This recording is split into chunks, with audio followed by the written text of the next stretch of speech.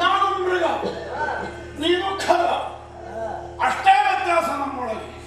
ನೀನೇನು ಧರೆಯನ್ನಾಡುವ ಹಣಮಲ್ಲ. ಆದ್ದರಿಂದ ನಮ್ಮ ಉಪಮಾನ ಅನ್ನುವಂಥ ಹೇಳಿಕೆಯೇ ಸೊಗೈಸುವುದಿಲ್ಲ. ಮತ್ತೆ ರೆಕ್ಕೆಗಳನ್ನು ಉಪಯೋಗಿಸಿ ಹಾರುತ್ತಾ ಬಂದು ನಿನ್ನ ಕ್ರೂರವಾದಂತಹ ಕೊಕ್ಕುಗಳನ್ನು ತೋರಿಸಿ ನನ್ನನ್ನು ಹೆದರಿಸುವ ಆಲೋಚನೆ ಮಾಡಬೇಡ. ನೀನು ಹಾರುವ ಅಂತ ಗೊತ್ತಾಗಿದೆ ನನಗೆ. ಆದ್ರೆ ಎಷ್ಟು ಹಾರುತ್ತೆ ಎಂಬುದನ್ನು ನಾನು ನಿಶ್ಚಯ ಮಾಡಬೇಕು. ಮಾತ್ರವಲ್ಲ, ಆಕಾಶದಲ್ಲಿ ಹಾರುವ ವಿಮಾನವನ್ನು ನೋಡಿದವರು ನಾವು, ಮತ್ತೆ ಹಕ್ಕಿಯನ್ನು ನೋಡಿ ಹೆದರುವುದಕ್ಕಿಲ್ಲ. ಆದ್ದರಿಂದ ನಾನು ಗರುಡ ದೇವ ಅನ್ನುವ ಹಾಗೆ ಹೆಗ್ಗಳಿಕೆಯನ್ನು ಹೇಳಿಕೊಂಡು ಬಂದ್ರೆ ನಿನ್ನ ಕೊಕ್ಕು ಮುಳ್ಳಿ.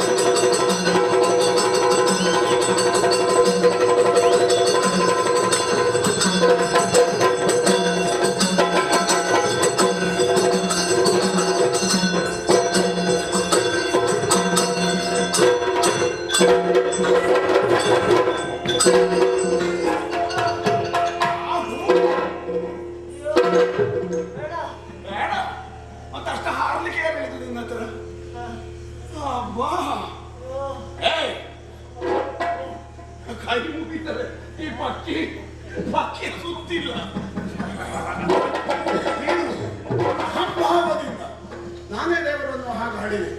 ಸೋತು ಬಿದ್ದಂತಹ ನಿನ್ನನ್ನು ನಾನು ಏನು ಮಾಡ್ತೇನೆ? ಒಮ್ಮೆ ಅವು ಸಮುದ್ರದ ಉಪ್ಪು ನೀರಿನ ಮುಳುಗಿಸುವುದು, ತೆಗೆಯುವುದು, ಮತ್ತೆ ಈ ಉಪ್ಪು ನೀರಿನ ಮೇಲಿನಿಂದ ಇರುವಂತಹ ಹೊಯ್ಗೆಯಲ್ಲಿ ಹೊರಳಾಡಿಸುವುದು, ಆಮೇಲೆ ಪುನಃ ಸಮುದ್ರದ ನೀರಿನಲ್ಲಿ ಮುಳುಗಿಸುವುದು. ಈಗ 7 ಬಾರಿ ಮಾಡಿದ್ದೇವೆ. ಸಮುದ್ರದ ಉಪ್ಪು ನೀರು ಮತ್ತು ಹೊಯ್ಗೆ ಒಳ್ಳೆ ಅಂಟಿಕೊಂಡಿದೆ ಮೈಗೆ. ಅದು ಒಳ್ಳೆ ಕುದಿಯುವ ಎಣ್ಣೆ ಸಿಕ್ಕಿದ್ರೆ ಹುರಿಬಹುದಿತ್ತಿದೆ.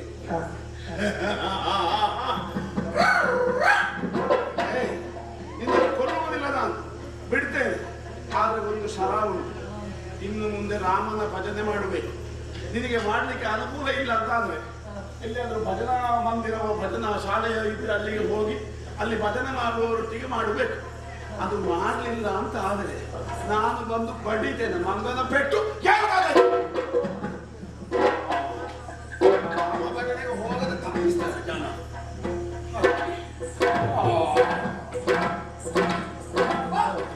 ಯಾವುದಕ್ಕೂ ಈ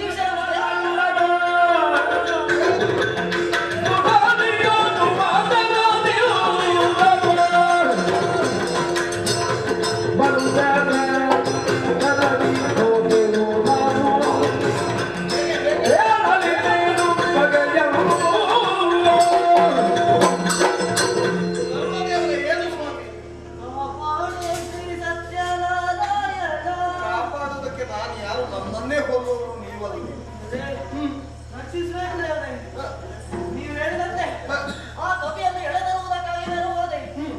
ಆದರೆ ಆ ಕವಿಯಲ್ಲಿ ನನ್ನ ಪರಾಕ್ರಮ ಕೈ ಸಾಗಲಿಲ್ಲ ದೇವರೇ. ಬರೀ ಒಂದು ಮಂಗವನ್ನು ನಿಮಗೆ ಸೋಲಿಸುವುದಕ್ಕಾಗಲಿಲ್ಲ. ಇಲ್ಲ ದೇವರೇ, ಅದು ಸಾಮಾನ್ಯ ಮಂಗವಲ್ಲ ದೇವರೇ. ನನ್ನಲ್ಲಿ ಒಂದು ಭಾವನೆ ಇತ್ತು, ನಾನು ಎಂಬಂತಹ ಅಹಂಭಾವನೆ ಅದೆಲ್ಲ ಈಗ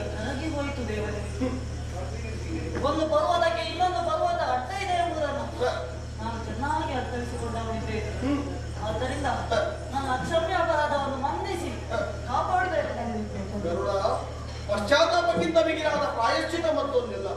ನಿನ್ನಲ್ಲಿರುವ ಅಹಮಂದುವಂಥದ್ದು ಈಗ ನಿರಸನವಾಗಿದೆ ಅನ್ನುವುದು ಸ್ಪಷ್ಟ ಬಂದಿದೆ. ಹಾಗಂದುಕೊಂಡು ಇದರ ಹಿಂದೆ ಎಲ್ಲವೂ ಕೂಡ ನಮ್ಮದೇ ಆದಂತಹ ಸಂಕಲ್ಪವಿದೆ.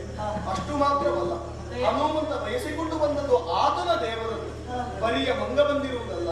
ಹಾಗಿರುವಾಗ ಆತ ನನ್ನನ್ನು ಅರಸಿಕೊಂಡು ಬಂದಿರುವುದರಿಂದ ಆತನಿಗೆ ನಾನು ಕಾಣಿಸಬೇಕು. ಹಾಗಾಗಿ ಆತನ ಬಳಿ ಹೋಗಿ ಹೇಳು, ಇಲ್ಲಿಗೆ ಬರುವ ಹಾಗೆ ಒಂದು ಕಳಿಸಿ. ದೇವರೇ, ನಾನಲ್ಲಿ ಹೋಗಿ ಏನಂತ ಹೇಳಲಿ? ಆತ ನನ್ನೊಡನೆ ಬಂದಾನೆ.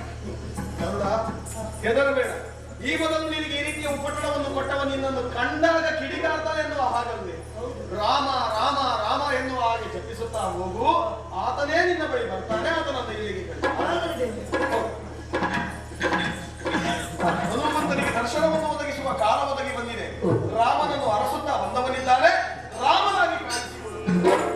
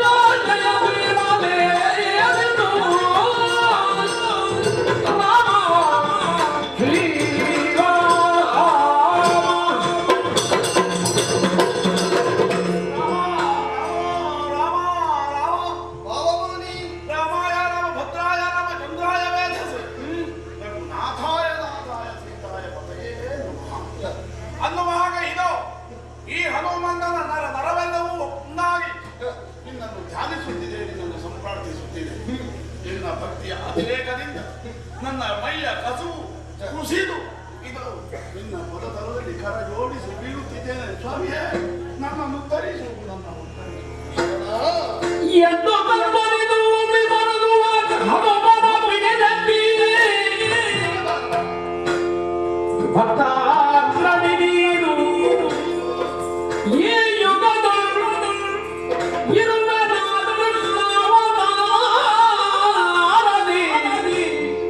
ಒದಗಿದಿರುವುದು ನಿನಗೆ ಸುಖ ಸಮಯ.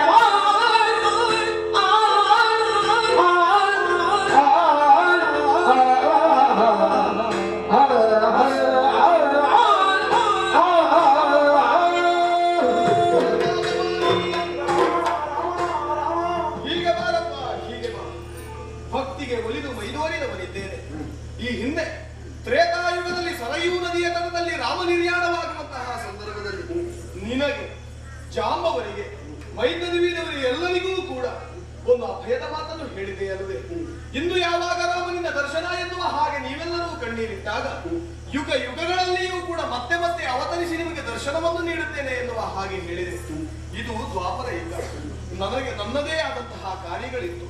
ದರೆಯ ಧರ್ಮವನ್ನು ಉಳಿಸುವುದಕ್ಕಾಗಿ ಕೃಷ್ಣನಾಗಿ ದೇವಕಿಯ ಗರ್ಭದಲ್ಲಿ ಜನಿಸಿ ಬಂದದ್ದು ನಾನು. ಕೃಷ್ಣನಾಗಿ ಲೋಕನನ್ನು ಕಾಡುತ್ತಾ ಇತ್ತು. ರಾಮನನ್ನು ಕಾಣುವ ಹಂಬಲದಿಂದ ಬಂದವ ನೀನು. ಇದು ಕೃಷ್ಣನೋಗಿ ರಾಮನ ಅವತಾರಿಯಾಗಿ ರಾಮನ ರೂಪದಲ್ಲಿ ನಿನ್ನ ಮನದ ಅಭೀಪ್ಸೆಯನ್ನು ಈಡೇರಿಸಿದವನಿದ್ದೇನೆ. ಸ್ವಾಮಿ, ಭಾವ ವೇಗದಿಂದ ಮನಸ್ಸು ಹಾಯಿ ಹರಿದ ದೋಣಿಯ ಹಾಗೆ ಓಲಾಡುತ್ತಾ ಇದೆ, ಕಮಿಲಾಡುತ್ತಾ ಇದೆ. ಯಾಕೆ ಹೀಗೆ ಆಲೋಚಿಸಿದೆ ನಾನು ಅನ್ನುವುದೇ ನನಗೆ ರಾಮ ಬೇಕು, ಕೋದಂಡ ಧರನಾದ ಸೀತಾಪತಿಯಾದ ರಾಮನೇ ಬೇಕು ಅನ್ನುವ ಹಾಗೆ ನನ್ನ ಒಳಗು ಹಂಬಲಿಸುತ್ತಿದೆ. ಆದರೆ ತಂದೆ, ಈ ಜಗತ್ತಿನಲ್ಲಿ ಯಾವನಿಗೆ ಹೃದಯ ಮಂದಿರದ ಸಿಂಹಾಸನದಲ್ಲಿ ರಾಮ ಮೂರ್ತಿಯನ್ನು ಸಂಸ್ಥಾಪಿಸಿ ಅದನ್ನು ಕಾಣುತ್ತಾ ಆರಾಧಿಸುವುದಕ್ಕಾಗುವುದಿಲ್ಲ, ಅವನ ಮಾಂಸಾಕ್ಷಿಗಳಿಗೆ ರಾಮ ಸಂದರ್ಶನ ಯಾವ ಕಾಲಕ್ಕೂ ಆಗುವುದಿಲ್ಲ ಅನ್ನುವ ಯಥಾರ್ಥವನ್ನು ನಾನು ಮರೆತೆ. ರಾಮನನ್ನು ಕಾಣಬೇಕು ಅನ್ನುವ ಹಾಗೆ ಬಯಕೆ ಉಳ್ಳವರೆಲ್ಲರೂ ಅಲ್ಲಿಯೋ ಇಲ್ಲಿಯೋ ಸಾಗರ ತೀರದಲ್ಲಿಯೋ ಅದ್ರಿಯ ಮೂಲದಲ್ಲಿ ಹುಡುಕಾಡುವುದಲ್ಲ, ಬದಲಾಗಿ ನಿರ್ಮಲವಾದ ಚಿತ್ತವುಳ್ಳವನಾಗಿ ಒಂದು ಕ್ಷಣ ಕಾಮ ಕ್ರೋಧಾದಿಗಳನ್ನು ಹೊರಗಿರಿಸಿ ಒಳಗಣ್ಣನ್ನು ತೆರೆದು ಹೃದಯ ಸಿಂಹಾಸನದತ್ತ ದಿಟ್ಟಿಸಬೇಕು. ಕಮನಿಗೆ ಗಾತ್ರನಾದ ಅನಾಥರನ್ನು ಪಾರೆಯುವ ದೀನಾರ್ಥರನ್ನು ಉದ್ಧರಿಸುವ ರಾಮಮೂರ್ತಿ ಆಗ ಅವನ ಎದೆಯೊಳಗೆ ಕಾಣಸಿಗುತ್ತಾನೆ, ಎದೆಯೊಳಗೆ ಕಾಣಸಿಗುತ್ತಾನೆ ಅನ್ನುವ ತತ್ವವನ್ನು ನಾನು ಮರೆತು ಅದನ್ನು ನೆನಪಿಸುವುದಕ್ಕಾಗಿ ಇರಬೇಕು. ಬಹುಶಃ ಹನುಮಂತನಿಗೆ ಸತ್ಯದ ಸಾಕ್ಷಾತ್ಕಾರ ಮಾಡುವುದಕ್ಕಿರಬೇಕು. ದ್ವಾಪರದ ಈ ಯುಗದಲ್ಲಿ ಇಷ್ಟು ನಾಟಕವನ್ನು ಮಾಡಿ ಇಷ್ಟು ಆಟವನ್ನು ಹೂಡಿ ನನ್ನ ಸಮ್ಮುಖದಲ್ಲಿ ಬಿಲ್ಲು ಬಾಣಗಳನ್ನು ಧರಿಸಿ ಸೀತಾಪದಿಯಾದ ನೀನು ಸಂದರ್ಶನವನ್ನು ಕೊಟ್ಟಿದ್ದೀಯ. ಇನ್ನು ನಿನ್ನನ್ನು ನಾನು ಬಾಣಾಕ್ಷಗಳಿಂದ ಕಾಣುತ್ತಿದ್ದೇನೋ ಇಲ್ಲವೋ ನನಗೆ ಗೊತ್ತಿಲ್ಲ. ಆದರೆ ಒಂದಂತೂ ನಿಶ್ಚಯ, ಪ್ರತಿ ಯುಗದಲ್ಲಿಯೂ ನೀನು ನನಗೆ ಕಾಣಸಿಗಬೇಕು. ನಿನ್ನನ್ನು ನೋಡುವ ನಿನ್ನನ್ನು ಕಾಣುವ ಭಾಗ್ಯ ಈ ಹನುಮಂತನ ಕಣ್ಣುಗಳಿಗೆ ಬೇಕು ಅನ್ನುವ ಬಯಕೆಯನ್ನು ನಾನು ತಡೆ ಹಿಡಿಯುತ್ತೇನೆ. ಯಾಕೆ ತಡೆ ಹಿಡಿಯುತ್ತೇನೆ? ನನ್ನ ಒಳಗೆ ನೀನಿದ್ದೀಯನ್ನುವ ಯಥಾರ್ಥವನ್ನು ಈ ಕಾಲದಲ್ಲಿ ಬಿಂಬಿಸಿಕೊಟ್ಟಿದ್ದೀಯ. ನನ್ನ ಒಳಗೆ ಅಂತಲ್ಲ, ಪ್ರತಿಯೊಬ್ಬನು ಈ ಜಗತ್ತಿನಲ್ಲಿ ಇನ್ನೊಬ್ಬರಿಗೆ ಒಳ್ಳೆಯದಾಗಬೇಕು ಅನ್ನುವ ಹಾಗೆ ಭಾವಿಸುತ್ತಾ ಪರ ವಿತಾಪಹಾರವನ್ನು ಮಾಡದೆ, ಪರ ಧಾರಾಪಹಾರವನ್ನು ಮಾಡದೆ, ಪರ ಮತ ಸಹಿಷ್ಣುವಾಗಿ ಎಲ್ಲಿ ಬಾಳ್ತಾನೋ ಎಲ್ಲಿ ಬದುಕುತ್ತಾನೋ ಅವನ ಅಂತರಂಗದಲ್ಲಿ ರಾಮಮೂರ್ತಿ ಸುಪ್ರಸನ್ನವಾಗುತ್ತದೆ ಎನ್ನುವಂತಹ ಸತ್ವವನ್ನು ನೀನು ಬಿಂಬಿಸಿದ್ದೀಯ. ತಂದೆ, ಈಗ ಕಾಣುತ್ತಿರುವಂತಹ ಈ ರೂಪವನ್ನೇ ಮತ್ತೆ ಮತ್ತೆ ಮತ್ತೆ ಮತ್ತೆ ಮೈಯೆಲ್ಲ ಕಣ್ಣಾಗಿ ನನ್ನ ಮೈಯ ರೋಮರಂಧ್ರಗಳೆಲ್ಲವೂ ಅಕ್ಷವಾಗಿ ಮಾರ್ಪಡಿಸಿಕೊಳ್ಳುತ್ತಾ ನೋಡ್ತೇನೆ ನೋಡ್ತೇನೆ ನೋಡ್ತೇನೆ. ರಾಮ ರಾಮ, ನಿನ್ನ ಈ ದಾಸನಿಗೆ, ನಿನ್ನ ಈ ತೊತ್ತಿಗೆ, ನಿನ್ನ ಈ ಚಾಕರಿಯವರಿಗೆ, ನಿನ್ನ ಈ ಊಳಿಗರವರಿಗೆ ಎರಡು ಅಮೃತ ವಾಕ್ಯಗಳನ್ನಾಡಿ ನನ್ನನ್ನು ಉತ್ತರಿಸಬೇಕು. ದಾಸನೆಂದರೆ ನೀನು ನಿಜವಾದ ದಾಸ. ನಿನ್ನೊಳಗಿನ ಭಕ್ತಿಯನ್ನು ಇದುವರೆಗೆ ಸ್ಫುಟಗೊಳಿಸಿದ್ದು ಮಾತ್ರವಲ್ಲ, ರಾಮನನ್ನು ಕಾಣಬೇಕು ಎನ್ನುವ ಹಂಬಲದಿಂದ ಮುಂದುವರಿದೇ ಬಂದೆಯಲ್ಲ. ನಿನ್ನ ಮೂಲಕವಾಗಿ ನನಗೂ ನನ್ನದಾದಂತಹ ಕೆಲವು ಕೆಲಸವನ್ನು ಮಾಡಬೇಕಿತ್ತು. ಬಲರಾಮ ಎನ್ನುವ ಹಾಗೆ ಬೇಗುತ್ತಿದ್ದಂತಹ ನನ್ನ ಅಗ್ರಜನ ಗರ್ವವನ್ನು ನಿನ್ನ ಮೂಲಕವಾಗಿ ಇಳಿಸಿದ್ದೇನೆ. ದೇವರನ್ನು ಹೊರುವವ ಎನ್ನುವಂತಹ ಅಹಮನ್ನು ಇರಿಸಿಕೊಂಡಂತಹ ಗರುಡನ ಗರ್ವವನ್ನು ನಿನ್ನ ಮೂಲಕವಾಗಿ ಇಳಿಸಿದ್ದೇನೆ. ಅಷ್ಟು ಮಾತ್ರವಲ್ಲ, ರಾಮನಾಗಿ ನಿನಗೆ ಕಾಣಿಸಬೇಕಿತ್ತು. ಹಾಗಂದುಕೊಂಡು ಈ ಯುಗದ ನನ್ನ ವೇಷ ಏನು ಅಂತ ಕಾಣುವ ಹಂಬಲ ನಿನಗಿರಬೇಕು. ಹೌದು, ಇದು ರಾಮವೇಷ. ಹಾಗಂದುಕೊಂಡು ಈ ಯುಗದಲ್ಲಿ ಕೃಷ್ಣನಾಗಿ ನಾನಿದ್ದೆ. ಹೇಗೆ ಗೊತ್ತೇ?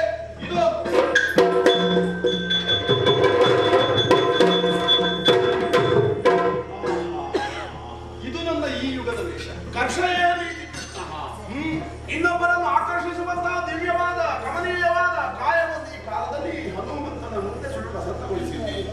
ಜೊತೆಗೆ ಒಂದು ಯಥಾರ್ಥವನ್ನು ನನ್ನ ಚಿತ್ತದಲ್ಲಿ ಬಿಂಬಿಸಿದ್ದೀಯ. ರಾಮ ಬೇರೆ ಅಲ್ಲ, ಕೃಷ್ಣ ಬೇರೆ ಅಲ್ಲ. ರಾಮನನ್ನವನ್ನು ಕೃಷ್ಣನನ್ನುವವನು ಆಗ ಪರಸ್ಪರ ಹೊಡೆದಾಡಿ ಯಾರು ಸಾಯಬೇಕಾದದ್ದಿಲ್ಲ. ಬದಲಾಗಿ ಬುದ್ಧಿವಂತನಾದ ಮಾನವನು ಏನು ಮಾಡಬೇಕು? ರಾಮನಾಮ ಪಾಯಸಕ್ಕೆ ಕೃಷ್ಣನಾಮ ಶರ್ಕರವನ್ನು ಬೆರೆಸಿ ಜಗತ್ ಸರ್ವವು ಸವಿಯಾಗುವಂತೆ ಮಾರ್ಪಡಿಸಬೇಕು. ಜಗತ್ತೆಲ್ಲವೂ ಸವಿಯ ನುಡಿಯುವಂತೆ ಮಾಡಬೇಕು. ಇಂತಹ ಮಹಾ ಸತ್ಯವನ್ನು, ಮಹಾ ತತ್ವವನ್ನು ವಸುದೇವ ಸುತನಾಗಿ, ಕಂಸ ಚಾಣೂರ ಮರ್ದನಾಗಿ, ದೇವಕಿ ನಂದನಾಗಿ, ದ್ವಾರಕಾಧೀಶನಾಗಿ ಈ ಲೋಕದಲ್ಲಿ ಪ್ರಸಾರಪಡಿಸುವುದಕ್ಕೆ ನೀನು ಹುಟ್ಟಿದ್ದೀಯ ಅನ್ನುವಂತಹ ಯಥಾರ್ಥವನ್ನು ನಾನು ಅರಿತಿದ್ದೇನೆ ಸ್ವಾಮಿ. ಇಂದಿನ ದಿನ ಈ ಯಥಾರ್ಥ ಏನುಂಟು ಅದು ಆಖ್ಯಾನವಾಗಿ ಪರಿವರ್ತಿತವಾಗಬೇಕು. ಯಾಕೆ?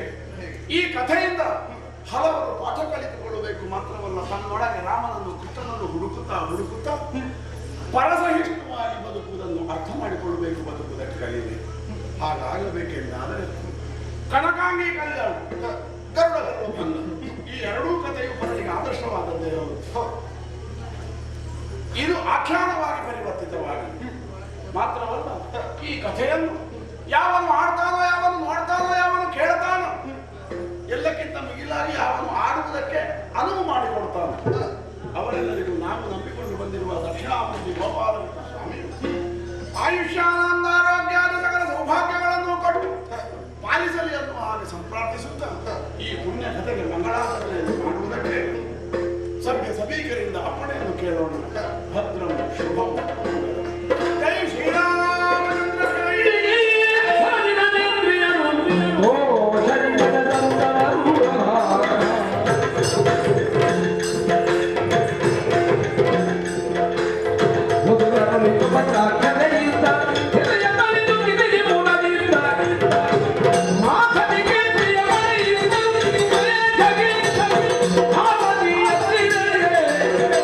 Oh,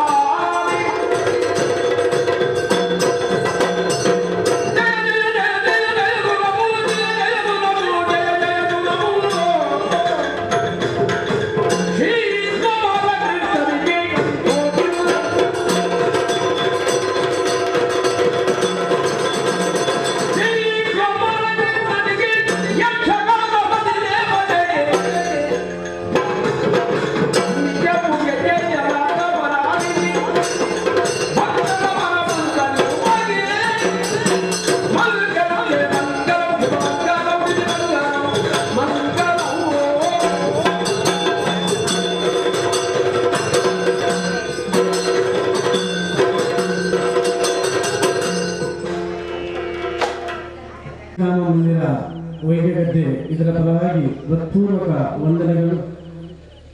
ಎಡನೀರು ಮೇಳದ ಯಾರಾದರೂ ಬಂದು ಒಂದು ನೆನಪಿನ ಸ್ಮರಣಿಕೆಯನ್ನು ನಮ್ಮ ಗೌರವ ಅಧ್ಯಕ್ಷರಾದಂತಹ ವಿಜಯ ಭಟ್ ಇವರಿಂದ ಸ್ವೀಕರಿಸಬೇಕಾಗಿ ವಿನಂತಿ.